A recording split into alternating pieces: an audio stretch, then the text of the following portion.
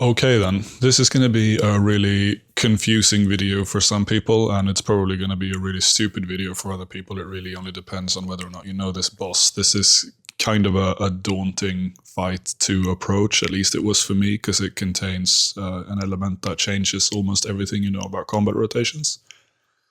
But yeah, I'm talking about Kerapac. I've been working on it recently, I think 2 weeks ago or something. I just had the idea that I wanted to work on my clan's internal Kerapac specialist tag, which involves getting 2 kills solo below 4 minutes. There's also another requirement for 2 kills duo below 2:10, but I felt that one was a little bit easier compared to the solo one, so I went for the solo one. I haven't done Kerapac much before. I did do, the odd 3 hours or something on release. I wanted to see if I could do it solo at the time. I thought it kind of sucked. I did some trio hours and I've done duo, I think 2 hours or something. So I don't have a ton of experience going into this, but that was also part of the fun. And as usual, me being my boneheaded self, I figured, fuck PvMe and everyone's greater knowledge, even though I'm personally friends with a lot of people that have really, really spectacular timers for this boss. I didn't really want to ask them for help that much because I wanted to figure everything out on my own and see if I could do it. First and foremost, let's go through my loadout and why I bought the stuff that I did, because I don't end up using this in the kills that are going on display now. But basically, what I have is a normal tier 92 tectonic set. I have changed my perks slightly for it, so I went for a biting 4 genocidal combo so that I could get the genocidal damage boost from my Slayer task, which is Node on Dragonkin. This is applicable to Kerapac. Then my leg piece has DPS perks. I've opted out of using the Devoted and Enhanced Devoted perks because I wanted Impatient, Invigorating, Mobile, and Hoarding, and this was the only combination that I could make that work. So my tectonic set is purely offense, which is not ideal for Kerapac because you take a fucking ton of damage, and the devoted perks are also extremely prominent on P4 where you're being hit with auto attacks from 4 different enemies at once, so you have a really high proc chance per second. In case everything went to hell, I have brought 3 pieces of Crypt Bloom, which has standard defensive perks on it rather. So here I have Devoted, Enhanced Devoted, and the 3-piece Crypt Bloom effects combined with Animate Dead, which absolutely just gut-shots Kerapac's damage to you and makes everything a lot easier. So whenever I fucked up and I wanted to rescue the kill rather than just dying, teleporting out, or having to go through a super wank defensive rotation just to stay alive, I just threw on the Crypt Bloom to save the day. Now, I did use Super Ceredomin Bruise instead of Gothic's Rests. The reason for this is mainly because when I started out, I was really struggling on food because I hadn't figured out when to devo and how to DPS down the different aspects of the fight. And the longer this fight takes, the more straining it is on supplies, kind of depending on how you do it. Obviously, you can drag it out with defensives and acto armors and stuff, but I ended up carrying a lot more supplies than I really needed just because I started out this way and I just carried on this way because it's what I was used to.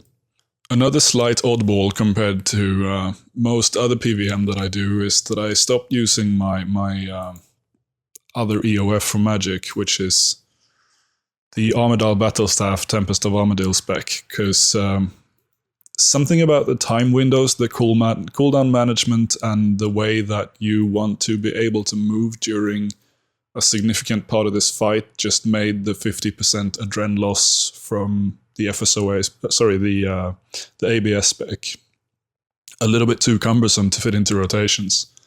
So what I ended up doing instead is introducing a bunch of greater concentrated blasts into a Samarak staff spec, which is basically the same as the G staff, it just lowers the target's magic level rather than the defense.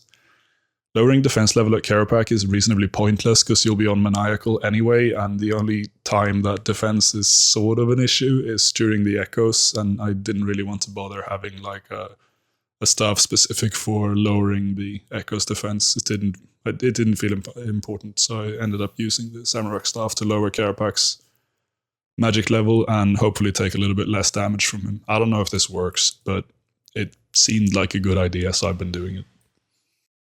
Spell-wise, I have been camping Insight Fear this whole time. I know I'm supposed to work in Exsanguinate and juggle the two just to get some more juice out of the basics, but I haven't really gotten around to doing that in a way that makes sense. I really, really fucking hate the binding, the fact that this is cast on left click, not auto cast, so you can't simply like left click switch them like you could range quivers.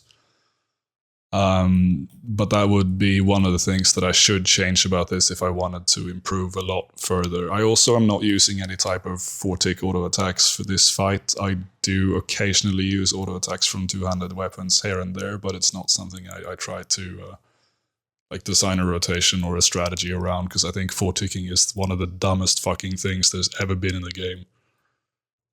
I think everything else is pretty self-explanatory. I'm using a Ripper Demon instead of the Calgarian just because that ended up being better for me. I don't know if other people have more luck with the Calgarian. But either way, this is going to be a breakdown of how I decided to do my kills once I had figured out some of the stuff to be able to break the sub 4-minute barrier. So this is me starting up with Voln Cloud, and then I Sun. In that case, my Sunshine Relentless, but I just started with an Omnipower to dump the excess Adren. Do my Tsunami, and then I Staff Spec while I'm on my way underneath him, get out, Wild Magic, Asphyx.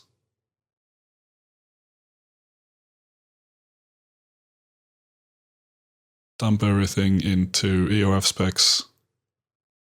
Conk builds, search out of the way for the jumps. Try to remain in my Sunshine as much as I can. And just finish off P1. As P2 starts, you can do a variety of things, because it really only depends on how much time you have left for your Sunshine to be off cooldown. Since you're not able to use the time warp thing on P1, it's going to be a full minute, and if P1 was faster than a minute, then you won't be able to Sun right off the bat when you start P2. So in the beginning of P2, I usually threw out something like Detonate, and Asphyxiate, sometimes even an Omnipower if I had a really long time left for the sun to be ready. That's going to be up to how well P1 goes, so I can't really give you a specific recommendation there. But when P2 begins, after you've done all of this shit and your sun is starting to look like it's going to come off CD, then you use the time warp mechanic the first time. People do this differently, and I've understood that this is kind of where Kerapac goes really in depth. I decided to do it a really simple way, in my opinion. So I just started the time warp, then I used Sun, I built up to Tsunami, used the Tsunami, and then right after the Tsunami, I used Limitless Sigil and Wild Magic. After that point, the time warp would reset. I would gain all of those things back, so I could carry on. I would be at 100%, and I could just Wild Magic again. So effectively, I just Wild Magic back to back, which is a pretty good stack of damage. Then I went into an Asphyxiate, or I tried to, following the same logic that I used on P1. I'm not using my FSOA spec for P2 because I want it available for P3. So here I'm not using the Smoke Tendrils. And then as soon as he starts jumping, I just cycle the same shit as I did P1, really. It's Omnipower, G-Conk, the Samurok Staff spec from EOF, and Wild Magic whenever that becomes available, because you'll be able to throw a third one at the end of that sun. And I winged it. Sometimes you don't skip the P2 Lightning, sometimes you do. It really depends on how handy you are with Magic DPM, and also kind of, in my case, just some degree of luck, because I'm really not that amazing at Magic, so I couldn't do this consistently. And phase 2 looks a little bit like this. So I re-Voln, Deto, I improvise a little bit, Asphyx. Then as I'm looking at my sun cooldown, I start the time-lapse sequence, Conk, just build up to Tsunami, which is there. And in this case, I had used my Limitless on P1, so I wasn't able to use it on P2 like I had planned, but it didn't end up really mattering.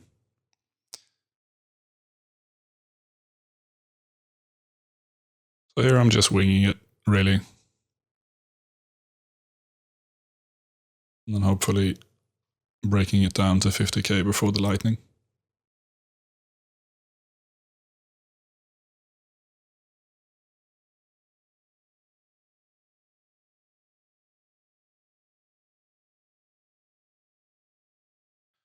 P3 is effectively P1 without the Adren pots. A nice part of P3 is that you get a little bit longer of a head start, so you can actually start the time rift like before Kerapac goes into his auto attack rotations, and you can have the time rift sequence completed before you need to step under him, which is nice.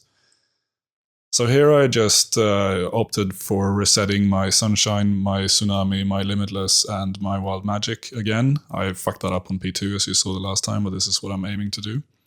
Then as soon as the time rift resets me back to max adren, I use the FSOA spec, and then I start dumping into thresholds. Now there is a smoke tendril somewhere here. I just didn't choose to point it out on the face description because it really relies on how I'm doing adren-wise. If I'm doing like a Wild Magic and a Sphinx and an Omnipower back to back or something, then I really want to be able to use that to be able to build my adren back up. But it's dynamic enough to not be able to like break it down to a concrete specific rotation that, at least for me, works every time. So if you want one of those, then I suggest looking at PVME's variant that I think B wrote. Part because he's way fucking better at this than almost everyone else, and part because he wrote something that is actually repeatable. This is just something that I aim to do because I wanted to keep it a lot less complicated than what B is doing. P3, same thing really. After the jumps begin, just like carry on dumping with Omnis, G-Conks, and the stuff and the Wild Magics. And then hopefully finish off P3 before the lightning thing. But P3, since you can FSOA spec again, was really not a difficult part for me. Some people struggle with P3 because of the skip, but P3 was one of the easiest places for me to get the skip done. And it looks something like this. So I'm reapplying Smoke Cloud, I'm volning, I start my time lapse, time warp sequence, I sun, I build up to my Tsunami, my Limitless Wild Magic, I reset, a Wild Magic again, I go under him and channel my Smoke Tendrils there, because I'm already in the FSOA spec. Dump some Adren with an Omnipower, Asphyxiate. Then by the time he starts jumping, I start YOLOing with the abilities that are able to be casted in a single GCD without requiring me to stay planted. That was a pretty good P3. Now for P4, and this is going to get complicated, confusing, and I probably have some ideas here that aren't optimal. This ended up working for me, and I have some variations of this, kind of depending on how well the kills went. Starting off then, P4, you get 3 clones, 3 echoes, and the main Kerapac, right? Which clone you do what with doesn't really end up mattering. They have no individual features or anything. I just chose to stay on the south side, which is the one that I've marked as the yellow clone here. Well, that's where I started my rotation. So what I'm doing for P4 is I'm starting in the X spot that's been marked there. I time lapse or time warp and start my sun rotation. As soon as I've done the sunshine, I jump into the purple clone, I vitality pot, and then I jump into the yellow clone. The purple clone is going to get its life points boosted because of the vitality pot, so when I exit that one, it will be left at 20k life points instead of 10k. It will last a little bit longer, which saves me some damage. Then I go into the yellow clone, I walk back into my sunshine, I build up, I try to throw in a tsunami before the time thing resets, because there's sort of plenty of time to do this. After the tsunami is done, I throw out a Limitless and a Wild Magic. If I'm really low HP, if I'm getting completely fucking wrecked, I replace that Wild Magic with a Devotion instead. Then the time warp thing is gonna reset me. I can do another Wild Magic, and then I asphyxiate. Sort of depending on the HP, you can sometimes you carry on doing other stuff here, other times you don't. This is for the first of the 2 echoes that I'm killing with this sun. Then when the first one is dead, I turn to the other one, which is the one by the blue clone. That one I Omnipower and use like random Adren dumps and UF specs. Now because I tsunami'd this, it's also unpredictable, and you can usually get pretty gnarly rotations off because you crit a lot if you're using like Grim and Reaver's Ring. It's not going to look the same every time, but this was a really good general guideline for me. it looks pretty much like this. So I've slowed this down for it to be a little bit easy to catch on, but I run over to the X spot. I time warp, do my sun, go into the clone, vitality, go into the other clone, start attacking my echo, I run back into my sun, then when I'm at 40%, I tsunami, then I limitless, and wild magic. Here I fucked that up a little bit. I think I did it like last tick or something, I don't really know, but after the wild magic I go into my asphyxiate, kill the echo. Turn to the next one. First thing I do there is I Vuln Bomb and Smoke Cloud, and then I throw my Omni Power.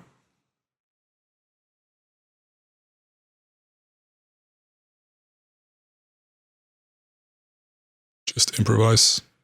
Conks, deep breaths, basics. No real plan for what I'm doing here. Just trying to kill it. In this case, I end up finishing it with a wild magic, and then I surge over to the second spot where I'm about to do my other sunshine. So going into the next bit here, I go over to this X marked spot, which is by the purple clone that we vitality potted. Hopefully he's mostly still alive, so he can tank the echo for a little bit while you're killing the echo and preparing to do Kerapac. This also kind of determines whether I use wild magic or devotion here. But here I start a sunshine. I use my Adren pot because that will be ready at this time. I go for the tsunami build, and then I start the time warp sequence. So hopefully I'll be at somewhere around like 50-60% Adren. So I'll time warp, I'll do the FSOA spec, I'll limitless into a wild magic or a devotion, sort of depending on where I'm at here. And then sometimes I finish this clone with an Omni Power, sometimes I do it with Smoke Tendril. It depends on my Adren and how much HP I have. Then by the time the time warp is up, the clone is hopefully dead. You turn to Kerapac, you just basically repeat the same shit on him. You Smoke Tendril or Omni Power, and then also, depending on my HP, either Wild Magic or Devotion. And then Kerapac, I improvise the rest, finish with something like Asphyxiates, G-Staff dumps, or Samurai Staff dumps, and just, wing it, just damage, because the only thing that matters at this point is that Kerapac dies and you don't. That looks a little bit something like this. So I've searched over, trying to keep my HP comfortably high. Start my sun, my pot.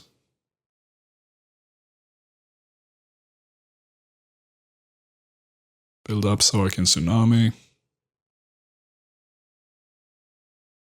Start the time warp sequence. FSOA spec. Improvise. I'm using Smoke Tendrils because it was the best thing that I had available there. Kill this dude. Now I'm reset, so I have some of my shit back. Turn to Kerapac. Devoed. Another Smoke Tendril. And then improvising the rest, I'm going to be using my Omni Power, my Asphyxiate, probably Wild Magic, and the C-Staff. But like anything that I have available that hits big damage, because as I said, the only thing that matters here is that Kerapac dies.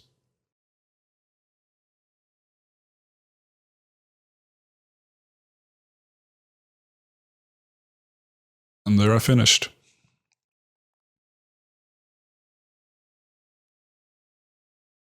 So here's the complete P4 plan again, just if you want to look at the icons next to each other, everything is merged together in one picture this time. And following this is a video of the entire P4 in one go. So in real time then. Warp, Sun, Vitality Pot clone, go back into the other clone, attack the Echo,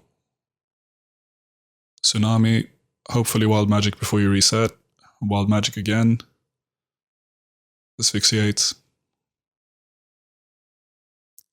turn to the other Echo, Vuln Bomb and Smoke Cloud him, Omni Power, improvise.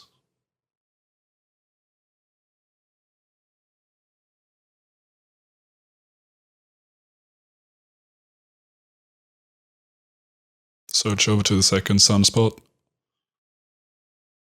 Start the sun. Rempot. Tsunami. Time-lapse sequence. FSOA. Semi-improvised depending on HP. Kill the third echo anyway. Go over to Kerapac. And wing it. Kill Kerapac.